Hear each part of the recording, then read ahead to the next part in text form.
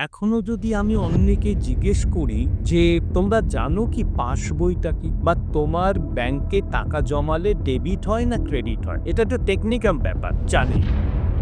যেমন স্কুলে যদি দেখা যায় ১০০ জন স্কুল ফাইনাল পরীক্ষা দিয়েছে, একজন স্ট্যান্ড করেছে, ৮০ জন থার্ড ডিভিশন পেয়েছে আর বাকি ১৯ জন সেকেন্ড ডিভিশন পেয়েছে। আরেকটা স্কুলে কেউ স্ট্যান্ড করেনি, কিন্তু ১০০ জনের মধ্যে ৫৫ জন তারা কিন্তু ফার্স্ট ডিভিশন পেয়েছে আর বাকি ৪৪ জন তারা সেকেন্ড ডিভিশন, একজন থার্ড ডিভিশন। তাহলে সেই স্কুলে পারফরমেন্স অনেক ভালো।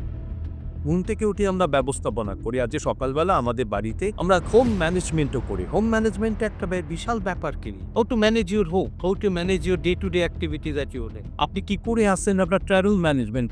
স্যার ম্যানেজমেন্ট পার্সপেক্টিভটা একটা বিশাল পার্সপেক্টিভ এবং এটা সব জায়গাতেই প্রযোজ্য। আপনার আয় বুঝে ব্যয় একটা আগের কথা ছিল, আয় বুঝে ব্যয়। এখন কথা হচ্ছে ব্যয় বুঝে আয়। Law breakers are much smarter than law makers.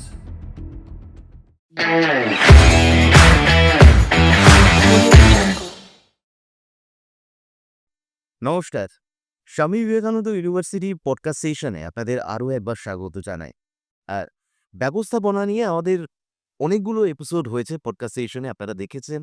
আ বহু রিভিউ এসছে কমেন্ট সেকশনে যে আরও কিছু জানতে চাই। তাই আরও কিছু জানানোর জন্য আপনাকে অবশ্যই আমরা উদগ্রীব হয়ে আছি। সেই জন্যই ম্যানেজমেন্টের যিনি একদম প্রধানা যাকে বলা যায়, তাকে আমরা আমাদের মাঝে পেয়ে গেছি আজকে। আর জানতে ব্যবস্থাপনা সম্পর্কিত আরও গুরুত্বপূর্ণ কিছু তথ্য, আরও কিছু অকপর স্বীকারোক্তি।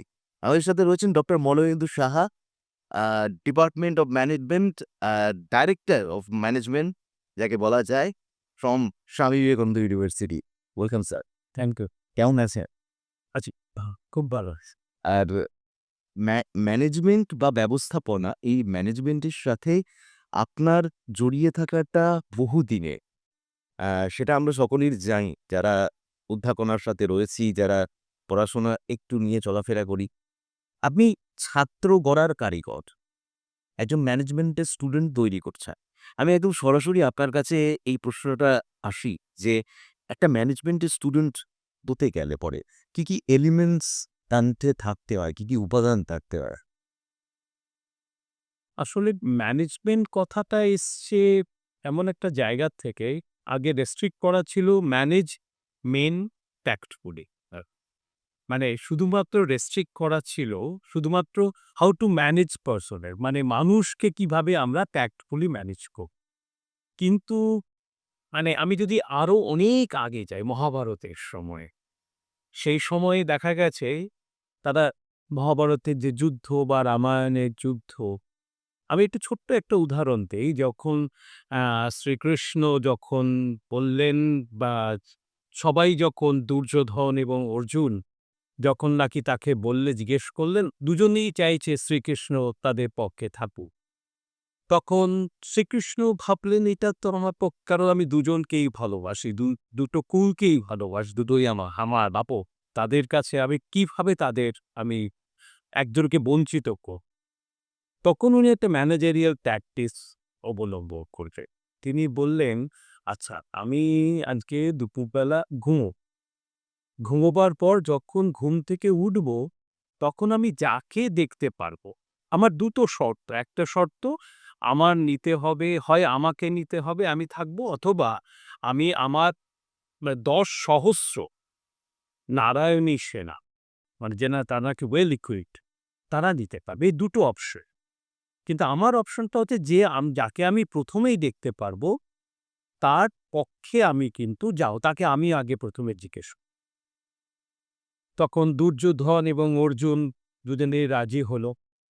রাজি হওয়ার পর উনি অপরাহ্নে বিশ্রাম করলেন। বিশ্রাম করার পর তারপরে দুর্যোধন কি করলেন, তিনি শ্রীকৃষ্ণের মাথার দিকে বসলেন।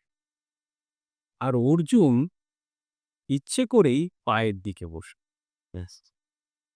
এবং অর্জুন সেটা কিন্তু ট্যাক্টফুলি করলেন, কারণ ঘুম থেকে উঠে আমরা সবার আগে সামনে দেখি, আমরা বাঁ পাশে বা ডান পাশে দেখি না। যখন নাকি উনি অর্জুনকে দেখতে পারলে, তখন কিন্তু অর্জুনকে আগে জিজ্ঞেস করলেন।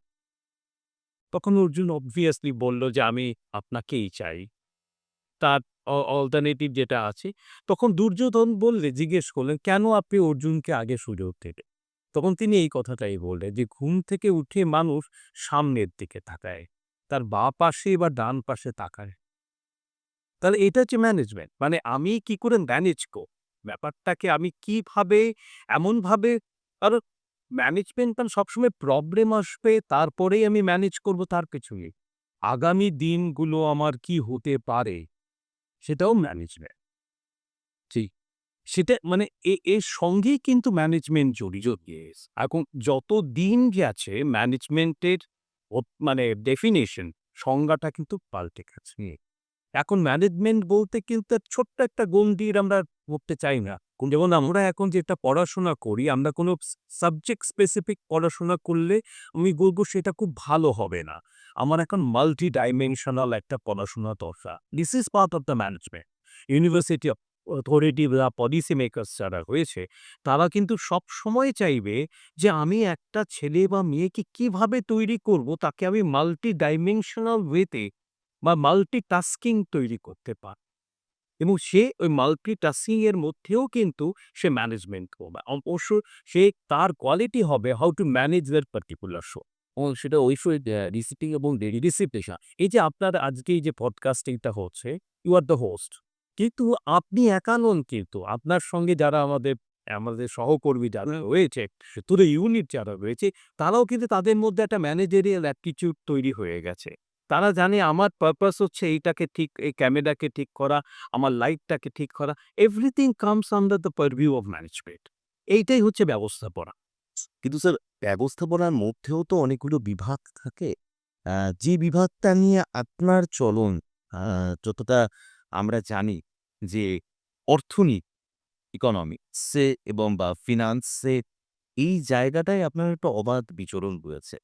এই ব্যবস্থাপনার সাথে মানে ফিন্যান্সিয়াল ম্যানেজমেন্টের জায়গাটা, এটা যদি একটু আমাদের সামনে আপনি তুলে ধরেন, মানে আপনার থেকে ভালো এত সুন্দরভাবে এটাকে রিপ্রেজেন্ট কেউ হতে পারবে না। আমি একটু দুঃখের সঙ্গে বলি, আমি অনেকদিন উচ্চশিক্ষার সঙ্গে জড়িত আছি। হুম। কিন্তু এখনো যদি আমি অন্যকে জিজ্ঞেস করি যে, "তোমরা জানো কি পাস বইটা কি? বা তোমার ব্যাংকে টাকা জমালে ডেবিট হয় না ক্রেডিট হয়?" এটা একটা টেকনিক্যাল ব্যাপার। বহু মানুষ কিন্তু জানে। আমি একসময় আমাদের যারা নাকি মানে যারা নাকি পলিসি মেকার্স ছিল, তাদের আমরা বলেছি যে ক্লাস এই আমরা আমরা আমি একটু অন্যরকমভাবে যদি আপনাদের উপস্থাপন করি, আমরা যখন পাস করেছি আমরা হায়ার সেকেন্ডারি ক্লাস 11 এর ব্যাচ ছিলাম। সেই সময়ে কিন্তু আমরা ক্লাস 8 অব্দি ফিজিক্স, কেমিস্ট্রি, ম্যাথমেটিক্স সমস্ত পড়েছি। তারপরে 9, 10, 11 আমরা কিন্তু স্পেশালাইজেশন পড়ছি। এখন স্পেশালাইজেশন করার সময় এখন আপনি যখন বর্তমান যে সিলেবাস, এখন আমি সিবিএসই সিলেবাসে দেখা যাবে যে ফিনান্সিয়াল ম্যানেজমেন্ট কিন্তু সেইভাবে ক্লাস 10 এ বা 9 এ বা 10 এর মধ্যেও তারা ইনক্লুড করেছে। করেছে। কিন্তু আমাদের কিন্তু হায়ার সেকেন্ডারি আমাদের যেখানে হয় সেখানে কিন্তু নেই। আমার বক্তব্যটা হচ্ছে একটা সাধারণ মানুষ সে ক্লাস 10 অব্দি পড়াশোনা করল। কিন্তু সে একটা ছোট্ট অবস্থা বা সাংসারিক পরিস্থিতিতে সে কি করলো পড়াশোনাটাকে কন্টিনিউ করতে পারল না। সে একটা দোকানদার। সে তার আয় ব্যয়টা কিভাবে তৈরি করল? আয় হচ্ছে কি না ব্যয় হচ্ছে? এই প্রসঙ্গে আমি একটা ছোট্ট একটা ঘটনা আমরা ছোটবেলায় যখন বাজারে করতে যেতাম, আমার একজন মহিলা আমার বাবার এইটা একটু প্রাসঙ্গিক হবে কিনা জানি না। ইউ ক্যান মানে তারা কারোরও পারে। কিন্তু আমি বলছি, আমার বাবা খুব বলে আমি যখন এম.কম ফার্স্ট ইয়ারে পরিবারে বিকম পাস করেছি তারপরে আমার বাবা মারা যায়। তারপরে সংসারের দায়িত্ব আমরা ২ ভাই, আমার ভাই ছোট। আমাকে দায়িত্বটা নিতে হয়। বাজারে যেতাম। বাজারে দিয়ে আমার একটু ছিল একজন বয়স্ক মহিলা, বিধবা মানুষ। তার কাছে আমি যেতাম, গিয়ে একটু দাঁড়িয়ে একদিন আমি জিজ্ঞেস করলাম, "আচ্ছা মাসি তুমি যে আসোই, তোমার যে এত বয়স, তুমি যে আসো, তোমার কষ্ট হয় না?" তখন ১ম এ বলল, "আমার পেটের তাগিদে আসি।" তারপরে বলল যে, "তুমি লাভ লোকসান বুঝতে বলে, "হ্যাঁ বাছা, বুঝতে পারি কি করে? যখন আমি যে জিনিস দাম দিয়ে জিনিসটা কিনেছি, এই শাক বা ডুমুর বা যেগুলো কিনেছি, এত টাকা দিয়ে কিনেছি তো যখনই থেকে ওইটা বিক্রি হয়ে গেছে আমি বাক হোঁচড়ে নিচে রাখলাম।" বা কোচরে গুজিয়ে রাখলাম। আর এক্সট্রা যেটা হচ্ছে আরো যেটা বেশি হলো আমি ডান কোচরে না। তার মানে তার মানে এইটা যে প্র্যাকটিক্যাল যারা কিন্তু এবিসি অফ অ্যাকাউন্টিং বা এবিসি তাদের মতো হতেছি না জানেন। কিন্তু তিনি জানেন যে কিভাবে তার লাভ লোকসান হচ্ছে সেটা করতে। আমরা যদি সেটাকে ছাত্রছাত্রীদের মধ্যে বোঝাতে পারি যে ব্যাংক একটা যেন অনেকে আছে ব্যাংকে যেতে ভয় পায়। হ্যাঁ, না ব্যাংকে যাব না অনেক কিছু। ব্যাংকে যাবার মতো একটা পরিস্থিতি তৈরি করতে হবে এবং তাকে বলতে হবে এখন যেটা সিস্টেম চালু হয়েছে ব্যাংক কিন্তু কাস্টমারদের বাড়িতেও চলে আসে। এটা কিন্তু অবস্থার পরিপ্রেক্ষিতে শুরুই। কিন্তু আমি যে আমার ব্যাংকে কত টাকা আছে, কিভাবে আছে, আমরা এখন যারা আমাদের যে জেনারেশন, আমরা অনেক কিছু জেনে আমি বাড়িতে বসে এখন আমার ব্যাংকে যাওয়ার প্রয়োজনও হয় না। কিন্তু এই যে ম্যানেজমেন্ট তৈরি করা হয়েছে, এই যে ব্যবস্থাপনা তৈরি করা হয়েছে, তাতে কি হচ্ছে যে আমরা আক্ষরিক আক্ষরিক অর্থে অনেকটা অ্যাক্টিভিটি কমিয়ে দিয়েছি, কিন্তু সেটা খুব লিমিটেড মানুষের ক্ষেত্রেও। কিন্তু সেটা যদি গ্রস আরো বেশি। এখন একটা কথা যেহেতু বললেন ফাইন্যান্স, এখন একটা কথা আছে ফাইন্যান্সিয়াল ইনক্লুশন। ফাইন্যান্সিয়াল ইনক্লুশন মানে হচ্ছে যে আমাদের কতটা উন্নতি হয়েছে সেটা কিন্তু কয়েকটা লোকের মধ্যে সীমাবদ্ধ থাকলে চলবে না। আপনাকে যেমন স্কুলে যদি দেখা যায় ১০০ জন স্কুল ফাইনাল পরীক্ষা দিয়েছে, একজন স্ট্যান্ড করেছে। আজ বাদবাকি ৯৯ জনের মধ্যে ৮০ জন থার্ড ডিভিশন পেয়েছে আর বাকি ১৯ জন আমরা সেকেন্ড ডিভিশন পেয়েছে। আরেকটা স্কুলে কেউ স্ট্যান্ড করেনি। কিন্তু ১০০ জনের মধ্যে প্রায় ৫৫ জন তারা কিন্তু ফার্স্ট ডিভিশন পেয়েছে। আর বাকি ৪৪ জন তারা সেকেন্ড ডিভিশন, একজন থার্ড ডিভিশন পেয়েছে। তাহলে তার ব্যবস্থাপনা সেই স্কুলে পারফরম্যান্স অনেক ভালো। সেটাই বলা হচ্ছে যে আমাদের কি করতে হবে ফাইন্যান্সিয়াল ইনক্লুশন এ গ্রামের লোকেদের কাছে যেতে হবে। মানে একদম মাটির কাছাকাছি যেতে হবে। আরেকটা ছোট ঘটনা বলি। আমি বারুইপুর কলেজে পড়িয়েছি। এখনো পর্যন্ত বারুইপুর কলেজে আমি আমি যখন পড়িয়েছি 84, 85 এ আমি একদিন দেখলাম ২ টো মেয়ে তারা একই সঙ্গে আমাদের বাংলা ডিপার্টমেন্টে পড়ে। বারুইপুর কলেজ খুব ছোট্ট কলেজ। প্রিন্সিপাল বললেন, "জানো মলয়, এই কারণ আমরা জানি আমাদের এক্সিস্টেন্স ডিপেন্ড করবে আমাদের যদি নাম্বার অফ স্টুডেন্ট আস্তে, আস্তে বাড়ে। কমে গেলে কিন্তু আমাদের কলেজটা হয়তো উঠে আমাকে বললে যে, "মলয় তোমরা কিন্তু যাও দেখে এসো যে ওই মেয়ে দুটো কেন আসছে?" তখন আমরা কয়েকজন মিলে গিয়ে তাদের বাড়িতে বাড়িতে যাওয়ার পর তাকে বললাম, "কেন আসছো না?" বলল, "স্যার আমাদের বাড়িতে একটা দুর্ঘটনা ঘটে গেছে।" আরে কি দুর্ঘটনা? বলে, "আমার দাদু এসে বলবে ঠাকুরদাদা আসেন?" ঠাকুরদাদাকে বললাম, "কি হয়েছে?" তিনি বললেন, "আমার বাড়িতে এই কিছুদিন আগে ইনকাম ট্যাক্স রেইড করেছে। তাতে প্রায় ২.৫ কোটি টাকা আমাদের কাছ থেকে নিয়ে চলে গেছে।" আমি বলছি, "২.৫ কোটি টাকা ক্যাশ?" বলে, "হ্যাঁ।" "আপনাদের কিসের বিজনেস?" বলে, "গোটা ৫০ ট্রাক আছে, গোটা ১৫ আমাদের পেট্রোল পাম্প আছে, গোটা ১৫-২০ আমাদের সিনেমা অপারেটর আছে।" দুর্ভাগ্যবান এই বলছিল ব্যাংকে তারা পৌঁছতে মানে এই যে ইনফ্রাস্ট্রাকচারের যায় আমি 84 এর কথা বলি। 84 আর 24, 2024 তার মানে এই যে ৪৪ বছরে অনেক চেঞ্জ হয়ে গেছে। তাহলে এই যে বেসিক ব্যাপারগুলোতে তাদের ছেলেমেয়ে, তাদের নাতনিরা তারা কিন্তু কলেজে যাচ্ছে। কলেজে যাওয়ার পর তারা কিন্তু এই যে এই যে এই এই আলোচনা অ্যাওয়ারনেস, আমার যদি অ্যাওয়ারনেস না থাকে তাহলে আমরা কি করে তাহলে আমাদের প্রজন্মগুলোকে আমাদের অ্যাওয়ারনেস করতে হবে যে কি করলে কি হয় কোনটাই এর জন্য ব্যবস্থা করিতে হবে। এই ব্যবস্থাপনাটা প্রত্যেক ক্ষেত্রে এবং আমরা প্রত্যেকে ঘুম থেকে উঠে আমরা ব্যবস্থাপনা করি। আজ যে সকালবেলা আমাদের বাড়িতে আমরা হোম ম্যানেজমেন্টও করি। হোম ম্যানেজমেন্ট একটা বিশাল ব্যাপার কি? How to manage your home, how to manage your day to day activities at your day. আপনি কি করে আসছেন আপনার ট্রাভেল ম্যানেজমেন্ট হচ্ছে যে আপনি কি করে তো এক নির্দিষ্ট সময়ে আপনার কলেজ। স্যার ম্যানেজমেন্ট পার্সপেক্টিভটা একটা বিশাল পার্সপেক্টিভ এবং এটা সব জায়গাতেই প্রযোজ্য। আর ফাইন্যান্সিয়াল ম্যানেজমেন্ট এইটা আরো গুরুত্বপূর্ণ মানে আপনাকে প্রশ্ন করার সুযোগ দিচ্ছি না। কারণ আমাদের কাছে এত বিষয় আমাদের কাছে আসে হ্যাঁ, এবং ভান্ডার হ্যাঁ, তাতে এখন আগে যেটা যে বিকম পড়ানো হলো ব্যাচেলর অফ কমার্স তার অ্যাকসেপ্টেবিলিটি এখন যেটা হয়েছে, তার থেকে যদি আমরা বিবিএ পড়াই, যেটা নাকি আমি স্বামী বিবেকানন্দ ইউনিভার্সিটিতে জয়েন করা মুহূর্ত থেকেই পাচ্ছি, তার অ্যাকসেপ্টেবিলিটি অনেক বেশি। এই বিবিএ কোর্স এমন একটা কোর্স যাতে নাকি you need not require to master uh কিন্তু আপনার যদি জ্ঞান, এই যে মাল্টি ডাইমেনশনাল অ্যাপ্রোচ বা মাল্টি ডিসিপ্লিনারি স্টাডি, এটা কিন্তু বিবিএ কোর্সে পড়ানো হয়।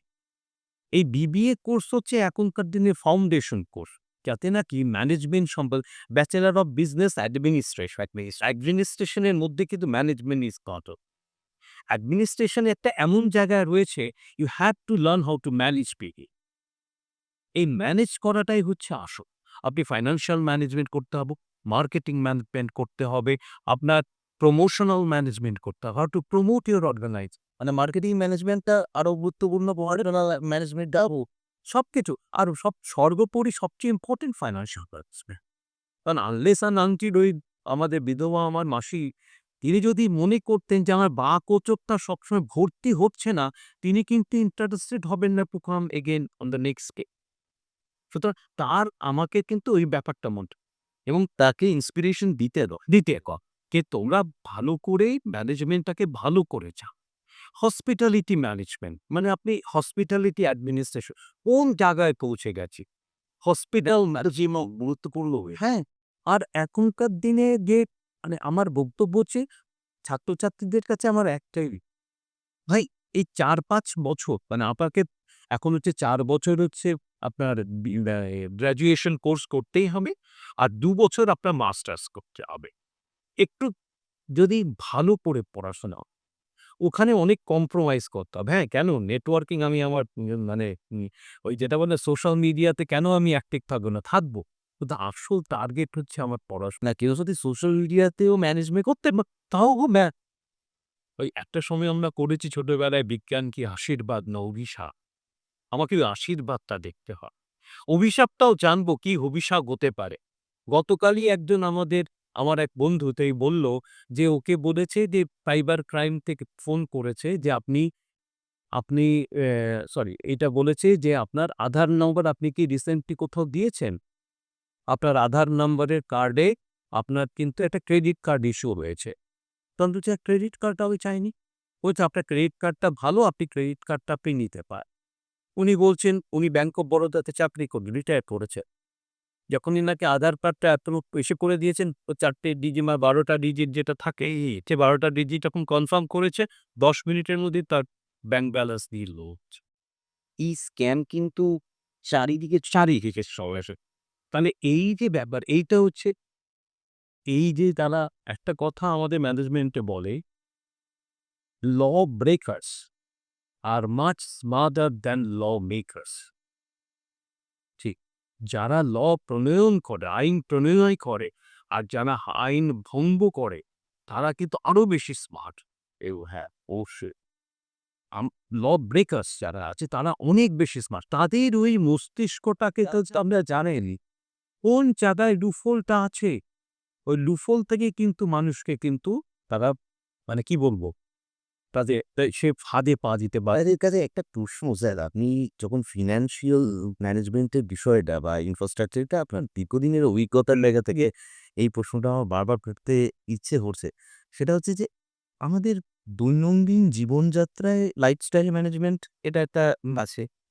কিন্তু আমাদের অর্থনৈতিক জীবনযাত্রা যারা ধরুন চাকুরিরত রয়েছে, হ্যাঁ? ওই ধরছি যে সেলারি প্রসপেক্টাস কারো বেশি বা কারোর কম। আমি আ অ্যাবাভ 10,000 কি ধরুন 20,000 এই যে খরচটা জীবনের আয়ের একটা হিসেব আছে। এইটা কি করে একটা মানুষকে মানে সেভিংস বা একটা ম্যানেজমেন্ট নিজের আ সেভিংস ম্যানেজমেন্টটা কিভাবে করতে পারে? এটার যদি সম্পর্কে আমাকে বা আমাদের অ্যাকচুয়ালি এটা হচ্ছে আপনাদের এটা একদম ব্যক্তিকেন্দ্রিক। হুম। আপনি কিভাবে আপনার লাইফস্টাইলটা আপনার আয় বুঝে ব্যয়, একটা আইডিয়ার কথা ছিল, আয় বুঝে ব্যয়। আবার এখন কথা হচ্ছে ব্যয় বুঝে আয়। হ্যাঁ, একটা নরমাল এনালাইসিস একটা আপনি যেটা ইনকাম করবে, আপনার একটা যেটা আছে, আপনাকে আমরা মধ্যবিত্ত যদি উচ্চ মধ্যবিত্তের কথা বাদ, they have got a huge amount. কিন্তু যারা আমরা যারা মধ্যবিত্ত, তাদের আমাদের চিন্তা করতে হবে আমি যদি ৳১০০ রোজগার করি, আমাকে কত টাকার মধ্যে আমার খরচাটাকে সীমিত রাখতে। আমেরিকায় যারা চাকরিজীবী, তারা যা ইনকাম করে তার থেকে বেশি খরচা করে থ্রু দেয়ার ক্রেডিট কার্ড। সেজন্যই ১ম দিকে আমেরিকাতে ক্রেডিট কার্ডের প্রচলনটা বেশি হয়েছে এবং ২০০৮ সালে এমন একটা ক্রাইসিস হয়েছিল, তাকে বলা হয় সাবপ্রাইম ক্রাইসিস। যেটা নাকি তাদের ইনকাম যেটা তার থেকে বেশি বড়, বড় বাড়ি তৈরি করার জন্য লোন নিয়েছিল। যে ব্যাংকগুলোর থেকে লোন দেয়া হয়েছিল, তারা যখন তাদের কাছে অ্যাপ্রোচ করলো, তাদের লোন দিয়ে দিয়েছে। কিন্তু তারা যখন লোন রিকভার করতে পারছে না, ব্যাংকগুলিও ধসে এই সমস্যাগুলোর জন্য বর্তমান সময়ে আবার অনেকেই কিন্তু ফিন্যান্সিয়াল অ্যাডভাইজারদের কাছে যায়। অ্যাডভাইসের কাছ থেকে। কিন্তু আমরা অ্যাডভাইসার তো আছেন, তাহলে তো এক্সপার্ট। আপনি ইনকাম ট্যাক্সে আপনি কিভাবে আপনার ফর্ম ফিল আপ করবেন, এটা আপনি জেনে জানতেও পারেন। আমরা কমার্সের মানুষ, আমরা জানতে পারি, আমরা নিজেরাই করি। এখন যেটা হয়েছে, অনেক সময় এক্সপার্ট যারা আছে তারা আপনাকে এভিনিউজগুলো বাতিয়ে করে দেবে যে আপনি এইসব জায়গায় ট্যাক্স এক্সেমশন পেতে পারেন। তাতে আপনি যদি এই জায়গাগুলোতে আপনি ইনভেস্ট করেন, তাহলে আপনি ট্যাক্সে এক্সেমশন পান। না সেটা ব্যালেন্স শিট তো এটা একটা একটা আপনি যখন আপনার ইনকামে টোটাল ইনকাম আপনি যেটা পাচ্ছেন, সেটার উপর বেস করে কিন্তু তারা সাজেস্ট করবে। কিন্তু আমি আপনাদের কাছে একটাই কথাই বলব, আপনি ব্যাংকে যখন করবেন, ফিক্সড ডিপোজিটে যেমন করবেন, মিউচুয়াল ফান্ড এখন একটা যেটা খুব সমহেকে কম সব, কারণ স্টক মার্কেট ভীষণ স্লিপারি। মানে আপনি সেটাকে সাস্টেইন করা স্টক মার্কেটে খুব ডিফিকাল্ট, যদি না unless and until you are very much aware you are দিকে তাকালো খুব আচ্ছা। কিন্তু সবচেয়ে সেফেস্ট মোড অফ ইনভেস্টমেন্ট হচ্ছে মিউচুয়াল ফান্ড। এখন অনেকেই বলে, ধরুন এই মিউচুয়াল ফান্ডটা কিন্তু চলাচল করে, মানে এর গতিটা সম্পূর্ণ ডিপেন্ড করে স্টক মার্কেটের। এখন স্টক মার্কেট ভালো হলে মিউচুয়াল ফান্ডের যে রিটার্ন যেটা হয়, সেটা ভালো হয়। মানে বলছেন স্টক মার্কেটটা বেস। কিন্তু আমি স্টক মার্কেটে কোন স্টকটা কিনবো, কখন বিক্রি করব, when to buy and when to sell, that is the most important consideration. আর একটা স্টক মার্কেটে হচ্ছে দেখতে হবে। Control your grid. আপনি যদি আপনার যদি লোভ থাকে, আপনি ৳১০ একটা শেয়ার কিনেছেন, সেটাকে যদি আপনি দেখা গেল তার মানে ১ মাস বা ২ মাস পরে সেটা ৳১৬ গিয়ে দাঁড়ালো। ঠিক আছে? ৳১৬ যদি গিয়ে তাহলে আপনি কি করলেন? বিক্রি করলেন। না, এটা ৳২০ হবে। ওই ৳২০ ওই ৳১৬ যখন উঠেছিল ম্যাক্সিমাম, তারপরে গিয়ে ৳৯ চলে আসতে পারে। সুতরাং আপনাকে দিতে হবে, সেক্ষেত্রে আপনি যদি ৳১০ ১ মাস বা ২ মাসের ৳১৬ হয়, তার রিটার্ন কিন্তু ক্যালকুলেট করলে হিউজ রিটার্ন। কিন্তু আমরা কখনো ওই লোভটাকে সংবরণ করতে পারি না। আমরা ভাবি ওই ৳১০ টা ৳২০ হবেই, আমি তখন বিক্রি করব। কিন্তু ৳২০ হুক কোনোদিন ওই শেয়ার দেখতে পারল। এর জন্য কিন্তু আজকালকের দিনে কতগুলো ভীষণ ভালো সিনেমা করছে। এই সিনেমাগুলো যদি আপনারা অনেকে দেখে, আমি ছাত্রছাত্রীদের বলি, সিনেমা দেখ। কারণ যেমন আপনি 'থ্রি ইডিয়টস' দেখেছেন? তাও কতবার আমি কতবার দেখেছি আমি গুণে বলতে পারব। ২০-২৫ বার দেখেছি। আমি কিছুদিন জয়েন্ট এন্ট্রান্স বোর্ডের দায়িত্বে ছিলাম। ছাত বাবা-মা তার ছেলেকে নিয়ে এসে চিৎকার চেঁচামেচি করছে। সে ভালো র‍্যাংক করেছে। ইঞ্জিনিয়ারিং এ চান্স পাবে। সে বলছে, "আমি ইঞ্জিনিয়ারিং করতে পারি না। বাবা-মায়ের জন্য ইঞ্জিনিয়ারিং করছি। আমি চাই বাংলা সাহিত্য নিয়ে পড়াশুনো করি।" 'থ্রি ইডিয়টস' চোখে আঙুল দিয়ে দেখিয়ে দিয়েছে যে ওই যে ৩ জন, হ্যাঁ, এরা ৩ জন আইআইটিতে চান্স পেয়েছে। কিন্তু এক্সেপ্ট আমাদের ওই যে ওয়াংডু, ও কি তারা বাকি ২ জনকে ততটা এসে পড়তে পারে। এই যে ফটোগ্রাফার, হ্যাঁ, হ্যাঁ, এখন ওই ব্যাপারটাকে আপনাকে মানতে হবে। অ্যাজ এ গার্জিয়ান আপনার দায়িত্ব হচ্ছে ছেলে-মেয়ে কোন ব্যাপারে কি পড়তে চায় তাকে জানা। একদম যে মিউজিক এখনকার দিনে যেটা এনইপি 2020 করেছে, যে অনেক সাবজেক্ট তুমি পড়তে পারো, মিউজিকও করতে পারো, আবার ইতিহাসও পড়তে পারো, আবার ফিজিক্সও পড়তে পারো। এখন একটা ছাত্র বা ছাত্রীর পক্ষে সেটা তো পড়া নেয়া বা হজম করাটা তো খুব ইম্পর্টেন্ট। আর তারপরে যদি বাবা-মায়েরা যদি তার সঙ্গে যদি সাপোর্ট না দেয়, তাকে যদি জোর করে, তাহলে তো আখেরে কিন্তু এটাই ডিপ্রেশনের পরিধিটা বাড়তে থাকে। একদম। সে যদি তার মার বা বাবার কথা মতো যদি ভালো রেজাল্ট না করতে পারে, যে ছেলেটি ইঞ্জিনিয়ারিং এ চান্স পেয়েছে, ভালো র্যাঙ্ক করেছে, ভালো জায়গায় চান্স পাবে। তার কিন্তু ইঞ্জিনিয়ারিং করার ইচ্ছে নেই। সে চাইছে আমি বাংলা বা ইতিহাস বা ইংরেজি নিয়ে বা ইকোনমিক্স নিয়ে পড়াশোনা করি। তাকে সেইভাবে পড়তে দাও। এই খুব ক্ষেত্রে তো এরকম হয়েছে স্যার যে স্বামী বিবেকানন্দ ইউনিভার্সিটিতেও প্রচুর ছাত্রছাত্রী রয়েছে যারা entrepreneurship করতে চায়, আ entrepreneur এর জায়গায় যেতে চায়। এই ফ্যাকাল্টি হিসেবে মানে আপনি অ্যাজ এ ডাইরেক্টর হিসেবে আ আমাদের এই স্বামী বিবেকানন্দ ইউনিভার্সিটিতে কি ইনফ্রাস্ট্রাকচার দেখতে পান? মানে এই স্টুডেন্টগুলোকে entrepreneurship করার জন্য আ কোন এলিমেন্টস বেশি উদ্বুদ্ধ করে তাদেরকে? আসলে কি জানেন? আমাদের যারা বাঙালি যারা রয়েছে তারা কিন্তু ব্যবসা করবার জন্য খুব কম তারা ইন্টারেস্ট আনলেস অ্যান্ড আনটিল তাদের একটা ফ্যামিলি ট্র্যাডিশন আছে। তাদের যদি ফ্যামিলি ট্র্যাডিশন থাকে সে কিন্তু আমরা তাকে বলি যে তোমার ওই তোমার যদি মুদিখানার দোকানও থাকে সেটাকে তুমি ভালো করে একটা শপিং মলে যেরকম একটা মল থাকে একটা মানে একটা যদি আউটলেট থাকে সেটার মতো ঝকঝকে করে ফেল। একটা গ্রামের মুদিখানা বা আমাদের এখানে একদম এমন তার লুকটা তার এত বাজে বা দেখতে ভালো লাগে না। মনে হচ্ছে এটা শ্যাবি একখানা কিন্তু সেটাকে যদি খুব চকচকে করে দেখা যায় করা যায় তাহলে কিন্তু সে আসে। তুমি যখন 3rd জেনারেশন বিজনেসম্যান তুমি সেইভাবেই করো। সেটাই তেইভাবে করো। entrepreneur মানে নতুন যদি তৈরি করতে পারো নাথিং লাইক দ্যাট। কিন্তু সেই উদ্ভাবনী শক্তি তোমার আছে কিনা, বাজারে সেটা চলবে কিনা সেটা আলাদা ব্যাপার। এখন যে লিডিং আইসক্রিম আপনি তৈরি করতে চাইছেন, কিন্তু এখন যে লিডিং আইসক্রিম মেকার্স যারা রয়েছে, তারা যে ধরনের কোয়ালিটি বা যে ধরনের জিনিস তৈরি করে তাদের সঙ্গে কম্পেয়ারেবল তোমার যদি হয় তাহলে তুমি করতে পারো। এই যে এখন যে ধরুন বিভিন্ন বাস্কিনস রবিন্সও এখনো এখানে কয় আমেরিকান একটা প্রোডাক্ট। ন্যাচারাল বলে আরেকটা আইসক্রিম প্রোডাক্ট পাওয়া যায়। সুতরাং এর সঙ্গে কম্পিট করার মতন ক্ষমতা তোমার কতটা আছে সেটা তোমাকে জানতে হবে। আর এখন এমএসএমই সেক্টরে কিন্তু কিছু যাচ্ছে। দ্যাটস কিছু যাচ্ছে ছাত্রছাত্রীরা যেমন আইআইটিতেও যারা পাশ করছে তারা অনেকে চাকরি করতে চাইছে না। তারাও চাইছে কিন্তু বিজনেস করতে। স্বামী বিবেকানন্দ ইউনিভার্সিটি কিন্তু একটা নতুন ইনস্টিটিউশন, নতুন অর্গানাইজেশন ৫ বছরের একখানা ইউনিভার্সিটি। তারা যে এই বিরাট ইনফ্রাস্ট্রাকচারে ছাত্রছাত্রীদের মধ্যে একটা আমরা তৈরি করার চেষ্টা করছি। তাদের বলছি তোমরা নতুন উদ্ভাবনী শক্তি নিয়ে আলোচনা করো। নিয়ে এসো আমাদের কাছে। তারা কিন্তু চেষ্টা করছে। আমরা চাইলেই এটা all of a sudden তৈরি হয় না।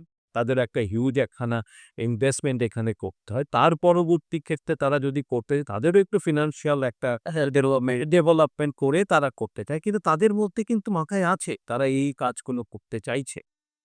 সুতরাং এখানে ইউনিভার্সিটির কাছে অ্যাম্পল অপরচুনিটি আছে এবং ইউনিভার্সিটি কিন্তু সেই স্কোপটা কিন্তু ছাত্রছাত্রীদের কাছে পৌঁছে দিচ্ছে। আমাদের যারা ফ্যাকাল্টি মেম্বার দে আর অল ব্রিলিয়ান্ট, খুব গুড এবং প্রত্যেকেই আসলে সরকারি এবং বেসরকারি প্রতিষ্ঠানের মধ্যে তো একটা তো পার্থক্য আছে অবশ্যই। এইখানে আপনাকে এইসব ইউনিভার্সিটিতে আমার যেটা মনে হয় this should be the prime universities. কারণ এখানে কি করতে হয় তুমি তোমার কোয়ালিটিটাকে আমরা সম্মান দেই।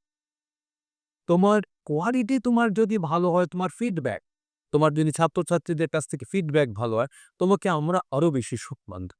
এটাই হওয়া উচিত। গভর্নমেন্ট ইনস্টিটিউশনে কি হয় আপনাকে একটা সার্টেন সময়ে আপনি প্রমোশন পেয়ে যাবেন কিন্তু আপনারা বোঝানো যায় না কারণ বোঝালেও তারা বুঝবে না কিন্তু এখানে আমরা বাধ্য করি টেস্কোপাস জার্নালে তোমাকে পাবলিশ করতে হবে তোমার মিনিমাম এই জিনিসগুলো তোমার দরকার এই ব্যাপারগুলো যখন তারা অ্যাকসেপ্ট করে এবং সেটা ফুলফিল করে অবশ্যই তারা তাদের মতন করে তাদের আমরা দেখি তো এইটা একটা ভালো অভ্যাস আমরা তৈরি করতে পেরেছি আমাদের ডিপার্টমেন্টে এবং আমাদের একটা মাল্টিডিসিপ্লিনারি একটা ডিপার্টমেন্টই আছে যেখানে একজন ডাইরেক্টর আছে আমরাও তাদের সঙ্গে কোলাবোরেট করে বিভিন্ন রকমভাবে আমরা কিন্তু কাজ করার চেষ্টা করছি নিরলস এটার জন্য আরো শুভকামনা আমাদের তরফ থেকে আপনাদের জন্য রয়েছে। আমরা চাই সত্যি এই জায়গাটা উন্নতি হোক এবং আ আল্টিমেটলি স্টুডেন্টরা পাশ করে বেরিয়ে বুঝুক যে কোন জায়গা থেকে কি অপরচুনিটিস এলো। ফিন্যান্সিয়াল ম্যানেজমেন্ট সম্পর্কে আপনার কাছ থেকে শুনলাম স্যার। এটা একটা আমাদের কাছে অভাবনীয় প্রাপ্তি। এই যে বর্তমান সময়ে ফিন্যান্সিয়াল স্ট্রাকচার যদি বলা যায় ওয়ার্ল্ডে বা আমি ওয়ার্ল্ডেরটা পরে আসি, আমি ভারতবর্ষের জায়গায় বলি। ভারতবর্ষের ফিনান্সিয়াল স্ট্রাকচারটা কোন জায়গায় দাঁড়িয়ে মানে ইকোনমিক ক্রাইটেরিয়ার নিরিখে অনেক উন্নতি। কিছু পরিবর্তন প্রত্যেক ক্ষেত্রেই কিন্তু পরিবর্তন হচ্ছে। ভারত কিন্তু এখন আর সেই পিছিয়ে পড়া দেশগুলোর মধ্যে না। ভারত মানে one of the most developing countries. আগে একটা সময়ে যেমন ভারতের অর্থনীতিকে সেরকমভাবে সম্মান দেওয়া হতো না। সম্মানের কথা বলছি। এখন আপনি বিদেশের কোন ব্র্যান্ডের জিনিস আপনি চান, কোন ব্র্যান্ডের আপনি গাড়ি দেখতে চান, কোন ব্র্যান্ডের জামাকাপড় দেখতে চান, আপনি সব ভারতবর্ষের বিভিন্ন জায়গায় আপনি পাবেন। আপনি ভারতবর্ষের ব্যাপারটাকে চিন্তা করে আপনি রাজ্যে চিন্তা করুন। আপনি যে বিভিন্ন লিডিং যে আমাদের শহরগুলো আছে পশ্চিমবঙ্গে বলতে, ওখানে আপনি কি পাবেন না, কি আউটলেট পাবেন? সব জায়গায় আউটলেট আছে। আপনি সোনার দোকান বলুন বা অন্যান্য যে খাবারের দোকান যে আউটলেট আমি নাম বলছি না, না, না, তা কিন্তু এই প্রত্যেকটা জায়গায় কিন্তু এই বিভিন্ন আউটলেটগুলো দেখা যায়। কারণ সমষ্টির আমি যেটা বলছি ইনক্লুসিভ গ্রোথ যাকে বলা হয়, সবাইকে নিয়ে উন্নত। একটা স্পেসিফিক মুম্বাই যে শুধু উন্নতি করবে এরকম না, মহারাষ্ট্র শুধু উন্নতি করবে সেটা নয়। ভারতবর্ষ এখন সেই জায়গায় পৌঁছেছে যেখানে নাকি সামগ্রিক উন্নতির দিকে কিন্তু আমরা সামগ্রিক উন্নতিটা এই সামগ্রিক উন্নতিটাই এবং তার প্রধান ভিত্তি হচ্ছে আমাদের শিক্ষা ব্যবস্থার উন্নতি। যেটা নাকি স্বামী বিবেকানন্দ ইউনিভার্সিটি করার চেষ্টা করছে। ওভারকেটে না গড়ে তোলে এটা না। একদম আমার একটা ব্যাপার হচ্ছে, আপনি যদি আপনার মানে বলছি না উইথআউট ডিসঅনারিং আমি কাউকে মানে ডিসঅনার করছি না। অনেকেই আছেন কিন্তু তার মানে সেইরকম মানে পড়াশোনা সেরকম নেই, পুঁথিগত পড়াশোনা নেই। কিন্তু তিনি নিজেকে এক্সেল করেছে। কিন্তু আমাদের যারা মধ্যবিত্ত এভারেজ যারা রয়েছে, যারা নাকি আগামী দিনে তারা যদি উন্নতি করতে চায়, তাদের পড়াশোনাটাকে করতেই হয়। তা না হলে আমাদের রিলায়েন্স বা অন্যান্য যে লিডিং গ্রুপস যদি আছে, তারা তাদের নেক্সট জেনারেশনকে বিদেশ থেকে এমবিএ পড়াতে চায়। আর এই মাল্টিন্যাশনাল কোম্পানিগুলো কিন্তু হিসাব নিকাশের ব্যাপারটা অত্যন্ত প্রখর। মানে বর্তমান সময়ে আমরা একটা সময়ে দাঁড়িয়ে স্যাপের জায়গাটা দেখেছি। কিন্তু এই সময়ে দাঁড়িয়ে আমার মনে হয় এর থেকেও বেশি ডেভেলপড ফিন্যান্সিয়ালি সফটওয়্যার আরো ডেভেলপড হয়ে চলেছে এবং নিজেরা নিজেদের সফটওয়্যার এগোনো এক করছে। আমরা পরিয়েন্সেন্সি করতে চাইছি না। আমরা চাইবো আগামী ৫ বছরে স্বামী বিবেকানন্দ ইউনিভার্সিটি তার ফাইন্যান্সিয়াল ম্যানেজমেন্টের একটা নতুন সফটওয়্যার নিজেরাই ডেভেলপ করুন। আমাদের কম্পিউটার সায়েন্স ডিপার্টমেন্ট আছে। আমরা এখন ধরুন অন্য সফটওয়্যার বা ট্যালি অন্যান্য সফটওয়্যার ইউজ করছি। আমরা কেন নিজেরা নিজেদের রিলায়েন্স কি কখনো ট্যালি সফটওয়্যার প্যাকেজ ইউজ করে? কখনোই না। এটা নিজস্ব এই ধাঁচে হতে পারে। কিন্তু আমরা যদি আমাদের কম্পিউটার সায়েন্স ডিপার্টমেন্টকে বলে বা অন্যান্য আগামী দিনে আর্টিফিশিয়াল ইন্টেলিজেন্স, মেশিন লার্নিং এইসব করবার পর যদি আমরা আমাদের মতন করে নিজস্ব সফটওয়্যার ডেভেলপ করি, তাতে অসুবিধা কি আছে? কেন পারবো না? আমরা পারবো। মানে এটা কি আ মলয়বাবুর একদম অপূর্ব স্বীকারোক্তি? একদম আমার খুব বিশ্বাস আছে। আমাদের এখানকার যারা আমাদের ব্রেইন যারা রয়েছে, তাদের আমি নমস্য তারা। কি তাদের best possible utilisation of resources. ওই রিসোর্সটাকে যদি আমি খুব ভালোভাবে ইউটিলাইজ করি, আমি বলছি এখানে সবকিছু এবং আমার খুব বিশ্বাস আছে এখানে আমরা করতে এবং হয়তো কিছু ক্ষেত্রে মানে আ ওয়ার্কিং এস্টাবলিশমেন্ট এর ক্ষেত্রে বা কিছু ক্ষেত্রে হয়তো অলরেডি হয়তো সফটওয়্যার রিপ্লেস হচ্ছে। হ্যাঁ, নিশ্চয়ই, না, নিশ্চয়ই। এটা তো করতেই হয় কোনো এক এবং এবার এইটাই যদি আমার ইচ্ছে যদি থাকে, ইচ্ছের বীজটা বপন করতে হবে। ইচ্ছের বীজ বপন করে তাকে যদি আমি নার্চার করি, আস্তে, আস্তে দেখা যাবে একটা আস্তে, আস্তে ছোট গাছ থেকে চারা গাছ থেকে হিরো ন্যাচারালি মানে হচ্ছে।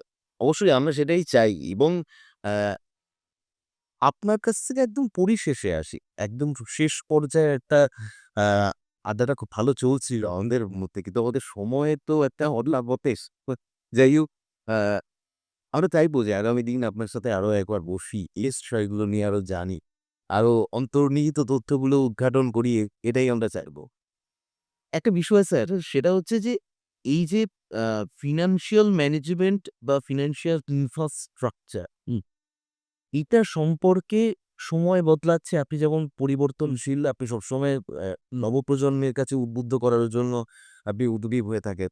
নবপ্রজন্ম প্লাস আমাদের এই স্বামী বিবেকানন্দ ইউনিভার্সিটির যারা তরুণ তুর্কিরা রয়েছে, তাদের উদ্দেশ্যে অ্যাজ এ ডিরেক্টর ম্যানেজমেন্ট এর হেড যাকে বলে প্রধান, তিনি কি বার্তা দিতে চলেছেন পরে? আমি প্রত্যেককে সম্মান জানিয়ে বলছি যে আমাদের যে রিসোর্স যেটা রয়েছে এবং তাদের তাদের সুন্দরভাবে ইউটিলাইজ করাও হচ্ছে। আরো নতুনভাবে কিভাবে ইউজ করা যায় তাদের কাছ থেকেও ফিডব্যাক।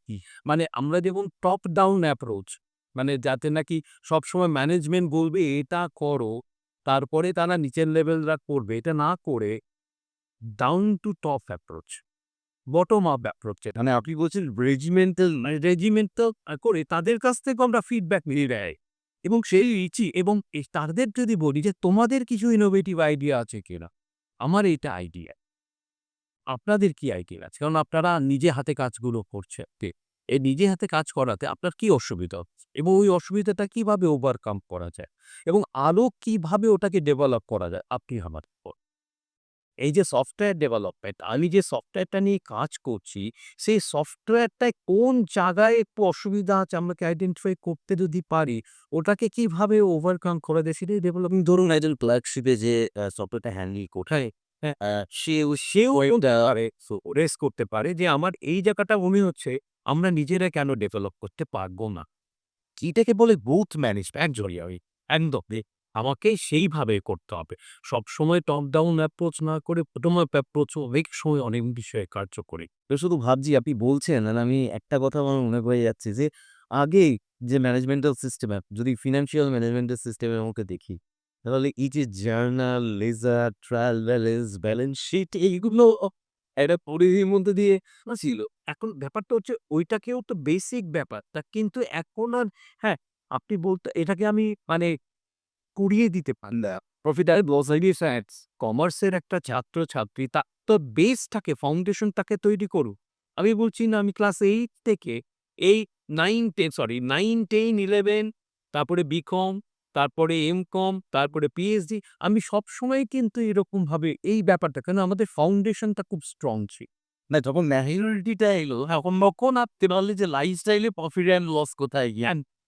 বাড়িতে যদি আমি খালি হাতে যাই, আমার ছেলেমেয়েরা ছোটবেলায় আরো একটু ছেলেমেয়েরা বেশি পাত্তা দিত না। যেদিন নাকি মুঙ্গিরিসের বা ভিওমরের প্যাকেট নিয়ে যেতাম, ছেলেমেয়েরা খুব আনন্দ, বাবা খুবই খালো। এইতে সবকিছু ডেবিট আর ক্রেডিট। আপনার জীবনটা হচ্ছে ডেবিট এবং ক্রেডিট, এবং এই ডেবিট এবং ক্রেডিটকে নিয়েই কিন্তু আমরা এগিয়ে যেতে চাই। আর জীবনের প্রফিট অ্যান্ড লস, জীবনের ম্যানেজমেন্টাল সিস্টেমটাকে এগিয়ে নিয়ে যেতে গেলে আমাদের সাথে থাকতে হবে, তাই তো স্যার? আর আমরা চাই যে এইভাবেই এগিয়ে যেতে আপনাদের বার্তা, আপনাদের ভাবনা চিন্তা, আপনাদের ইন্সপিরেশন, আপনারা কি বলছেন, আমাদেরকে কি বলতে চাইছেন, আপনাদের কেমন লাগছে আমাদের এই পডকাস্ট সেশন? যদি সত্যি ভালো লেগে থাকে তাহলে ছোট্ট একটা লাইক, কমেন্ট আর একটু শেয়ার করুন ভালো লাগার মানুষগুলোর কাছে। আমরা সেটাই চাই। স্বামী বিবেকানন্দ ইউনিভার্সিটি আপনাদের পাশে আছে, সবসময় আপনাদের সাথে আছে। ভালো থাকবেন। দেখা হবে অন্যদিন, অন্য কোনো পডকাস্ট নিয়ে, অন্য কোনো কনটেন্ট নিয়ে আপনাদের সাথে। ততক্ষণের জন্য নমস্কার।